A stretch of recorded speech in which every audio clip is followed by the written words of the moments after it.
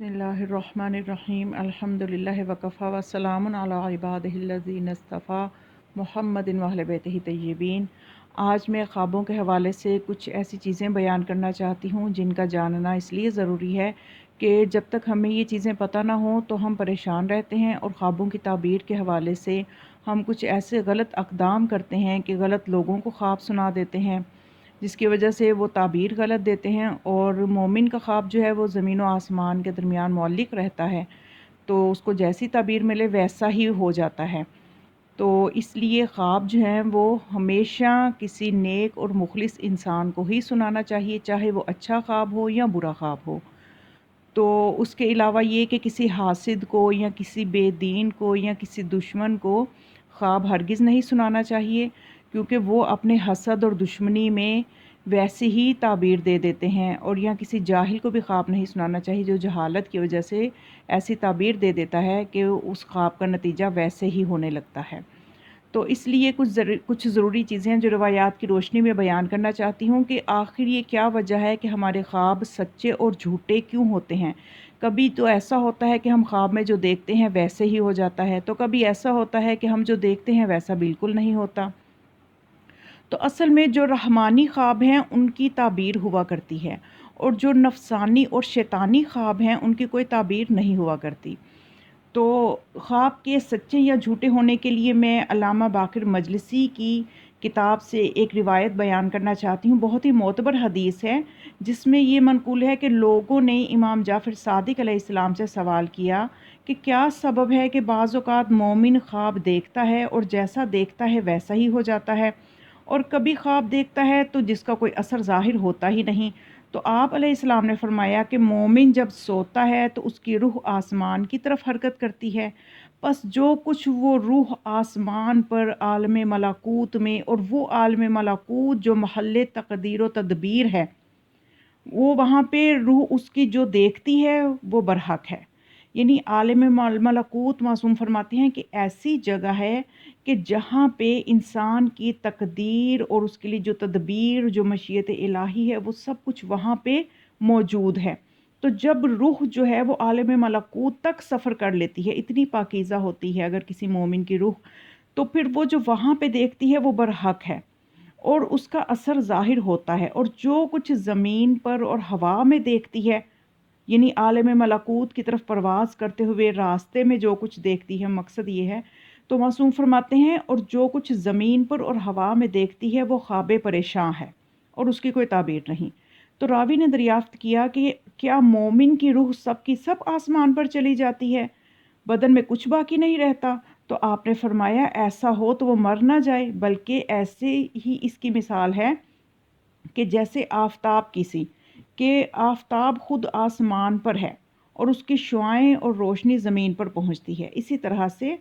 रूह बदन में रहती है और उसका अक्स आसमान की जानिब हरकत करता है। यानी ऐसा नहीं है कि इंसान के बदन में रूह सारी की सारी ही बदन से निकल जाए, ऐसा नहीं होता।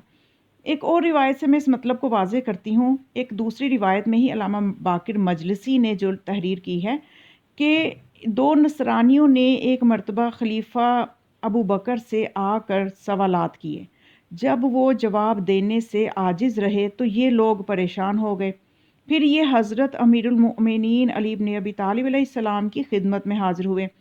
तो मौला कायनात ने कमा हक़्क़ुहू उनके सारे सवालात के जवाबात दे दिए, और उनके सवालों में से एक सवाल ये भी था कि ख्वाब सच्चे और झूठे होने का सबब क्या है। तो आप अलैहिस्सलाम ने फरमाया कि अल्लाह ताला ने रूह को पैदा किया है और उसका भी एक बादशाह मुकर्रर किया है, और वो बादशाह नफ्स है। जब आदमी सोता है तो रूह बदन से निकल जाती है, मगर वो बादशाह बदन में रहता है, और उस रूह का गुज़र फ़रिश्तों के ग्रोहों से भी होता है और जिन्नात के ग्रोहों से भी होता है। तो जब वो जिन्नों के ग्रोहों से जब उसका गुज़र होता है तो वो ख्वाब झूठा ख्वाब है, और जो फ़रिश्तों के ग्रोहों से जब उसका गुज़र होता है तो फ़रिश्तों का असर होता है, तो इसलिए वो ख्वाब झूठा नहीं होता, वो वाला ख्वाब सच्चा होता है। तो आज मैं रवायात की रोशनी में ये बताना चाहती हूँ कि असल में ख्वाब की ताबीर जो है वो सिर्फ़ मासूमीन जानते हैं, और ये एक बाकायदा इल्म है जो सिर्फ़ मासूमीन अलैहिमुस्सलाम के पास था। और आम बंदा जो है وہ اس کی اتنی غلط تعبیر لے کے خود بھی پریشان ہوتا ہے اور دوسروں کو بھی پریشان کرتا ہے۔ اس چیز سے بچنا چاہیے۔ عام بندے کو یہ کرنا چاہیے کہ وہ صدقہ دے، خیرات دے اور خواب کو اپنے وقت کے امام کے سپرد کر دے، جو کہ بالفعل ہم پہ حاکم ہیں، ان کے حوالے کر دیں کہ وہ اس کی بہتر تعبیر دیں۔ تو ہوتا یہ ہے، عموماً یہ دیکھا گیا ہے کہ خواتین میں خاص طور پہ یہ چیز میں نے دیکھی ہے کہ کوئی خواب ایسا دیکھ لیتی ہیں، اس کی خود سے ایک تعبیر معین کرتی ہیں، پھر جس کے بارے میں دیکھا ہوتا ہے اس کو فون کر کے یا اطلاع دے کے گھر والوں کو پریشان کرتی ہیں کہ جی میں نے آپ کے فلاں رشتہ دار کو خواب میں اس طرح دیکھا، اس کا صدقہ نکالیں، بہت برا خواب آیا ہے۔ تو اس طرح سے سب کو پریشان کرنا جو ہے یہ درست نہیں ہے، بلکہ اس کی اچھی تعبیر لیں، کیونکہ انسان اپنی عقل ناقص سے بعض اوقات بہت غلط تعبیر لے رہا ہوتا ہے، حقیقت میں وہ تعبیر نہیں ہوتی۔ میں آپ کے سامنے معصومین کے حوالے سے انہوں نے کس طرح سے تعبیرات کو درست کر کے بتایا اور لوگ اس کی کیا تعبیر لے رہے تھے، میں آپ کے سامنے ایک دو مثالیں پیش کرتی ہوں۔ ایک تو مثال میں آپ کے سامنے پیش کرتی ہوں محمد بن ابی بکر، جو کہ مولا کائنات کے بہت بڑے محب تھے اور مولا علیہ السلام جو ہیں ان کو اپنا بیٹا فرمایا کرتے تھے، ان کو بہت پیار کرتے تھے اور ان سے بہت شفقت کے ساتھ پیش آتے تھے۔ تو محمد بن ابی بکر جن کی والدہ جو ہیں اسماء بنت امیس ہیں، تو محمد بن ابی بکر کی ولادت سے پہلے ایک خواب اسماء بنت امیس کو آیا۔ وہ خواب کیا تھا، اس کے حوالے سے الحدید ابراہیم سقفی کی کتاب غارات میں حدیث بیان کی گئی ہے کہ ایک مرتبہ حضرت ابو بکر رسول خدا کی زندگی میں کہیں سفر پر گئے ہوئے تھے۔ اسماء اس وقت ان کی بیوی تھی اور اس نے عالم خواب میں دیکھا کہ حضرت ابو بکر نے مہندی کے ساتھ خضاب لگایا ہوا ہے اور ان کا سر اور داڑھی مہندی کی وجہ سے رنگین ہے اور سفید لباس سے اپنے آپ کو لپیٹے ہوئے ہے۔ اسماء خواب سے بیدار ہوئی تو حضرت عائشہ کے پاس گئیں اور اپنے خواب کو بیان کیا، تو جناب عائشہ نے اونچی آواز سے رونا شروع کر دیا اور کہا کہ تمہارا خواب سچ ہے، یقیناً میرا باپ قتل ہوا ہے، چونکہ اس خضاب سے خون مراد ہے اور سفید لباس سے مراد کفن ہے۔ یہ کہا اور بلند آواز سے رونا شروع کر دیا۔ اس وقت رسول خدا صلی اللہ علیہ وآلہ وسلم داخل ہوئے محفل میں اور انہوں نے رونے کی وجہ دریافت کی تو حاضرین نے واقعہ بیان کیا۔ تو آپ صلی اللہ علیہ وآلہ وسلم نے فرمایا اسماء کے خواب کی تعبیر اس طرح سے نہیں ہے جیسے لی جا رہی ہے، بلکہ آپ نے فرمایا خواب کی تعبیر جو ہے وہ یہ ہے کہ جناب ابو بکر جو ہیں اس سفر سے صحیح سلامت واپس لوٹیں گے اور اسماء کے ساتھ حق زوجیت ادا کریں گے، اس سے وہ حاملہ ہوں گی اور اللہ ایک فرزند عطا فرمائے گا جو کافرین اور منافقین کے لیے غضبناک ہوگا، اس کا نام محمد رکھیں۔ تو یعنی اتنی بابرکت تعبیر تھی، لیکن اس کو کس طرح سے لیا گیا۔ ایک اور مثال میں آپ کو بتاؤں کہ ایک مرتبہ ایک شخص جو تھا اس نے امام علیہ السلام سے عرض کیا کہ میں نے خواب میں دیکھا ہے کہ میں بہت ڈر رہا ہوں، خوف کی حالت میں ہوں، اور میرا ایک داماد تھا جو کہ مر گیا ہے، اب زندہ نہیں ہے، تو اس کو میں نے خواب میں دیکھا کہ اس نے میری گردن میں ہاتھ ڈال دیے ہیں اور مجھے ڈر لگتا ہے کہ میں کہیں مر نہ جاؤں۔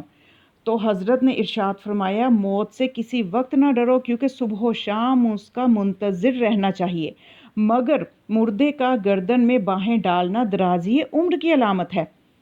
ہاں یہ بتلا کہ تیرے داماد کا نام کیا تھا؟ تو جب امام علیہ السلام نے نام پوچھا تو اس نے عرض کیا کہ اس کا نام حسین تھا۔ فرمایا تجھے امام حسین علیہ السلام کی زیارت بھی نصیب ہوگی، کیونکہ جس شخص سے ان حضرت کا ہم نام گلے ملتا ہے اسے ان حضرت کی زیارت کی توفیق میسر ہوتی ہے۔ یعنی اس کے لیے اس میں دو خوشیاں تھی، درازی عمر بھی اور امام علیہ السلام کی زیارت کے روضہ اقدس کی زیارت بھی اس کی قسمت بھی تھی، لیکن وہ اس کی تعبیر غلط لے کے تو پریشان ہو رہا تھا۔ تو اسی طرح سے میں دو مثالیں آپ کے سامنے پیش کرتی ہوں کہ جس میں معصومین نے اپنے خواب بیان کیے اور ان کی تعبیر کیا دی۔ یعنی یہ صرف ایک میں اس لیے مثالیں پیش کر رہی ہوں کہ ہم صحیح طرح سے اس چیز کو سمجھیں اور خوابوں کو لے کے پریشان نہ ہوا کریں۔ تو ایک اور حدیث صحیح میں یہ بات موجود ہے کہ امام رضا علیہ السلام نے فرمایا کہ میں نے کل رات علی بن یقطین کے غلام کو اس طرح خواب میں دیکھا کہ اس کی دونوں آنکھوں کے درمیان سفیدی ہے، اور پھر جب آپ کے گرد جو آپ کے احباب بیٹھے ہوئے تھے، جو دوست تھے، صحابہ تھے، انہوں نے پوچھا کہ یبنا رسول اللہ اس کی تعبیر کیا ہے؟ تو آپ نے فرمایا اس کی تعبیر یہ ہے کہ وہ دین حق کو قبول کر لے گا۔ پھر ایک اور جگہ پہ جناب رسول خدا صلی اللہ علیہ وآلہ وسلم نے فرمایا اپنے صحابہ کے درمیان جب کہ آپ تشریف فرما تھے، آپ نے فرمایا میں نے خواب میں دیکھا کہ مجھے دودھ کا لبالب بھرا ہوا پیالہ دیا گیا ہے اور میں نے اتنا پیا کہ میرے ناخنوں سے بہہ نکلا۔ تو حاضرین نے جب عرض کی حضور اس کی تعبیر کیا ہے، تو آپ نے فرمایا علم، علم اس کی تعبیر ہے۔ تو یہ چند مثالیں ہیں جو میں نے آپ کے سامنے صرف اس لیے رکھی کہ ہمیں خوابوں کی جو ہے حوالے سے پریشان نہیں ہونا چاہیے، بلکہ صدقہ و خیرات کرنا چاہیے اور ان کی تعبیر اچھے دیندار لوگوں کو اور مخلص لوگوں کو سنانی چاہیے۔ اور اس کے علاوہ یہ ہے کہ زمانے کے امام کے سپرد کر دینا چاہیے خواب کو کہ وہ ہمارے لیے بہتر تعبیر کرنے والے ہیں۔ اور یہ وہ ایک میسج تھا جو خوابوں کے حوالے سے میں دینا چاہتی تھی۔ آپ اس میسج کو خود بھی غور سے سنیں اور دوسروں تک بھی پہنچائیں اور علم کے پہنچانے میں آپ کا بھی حصہ ہو جائے، اس لیے آپ اس ویڈیو کو زیادہ سے زیادہ شیئر بھی کریں اور خود بھی سبسکرائب کریں اور دوسروں سے بھی کروائیں تاکہ علم کے پھیلانے میں آپ کا بھی حصہ ہو جائے۔ والسلام علیکم ورحمۃ اللہ وبرکاتہ۔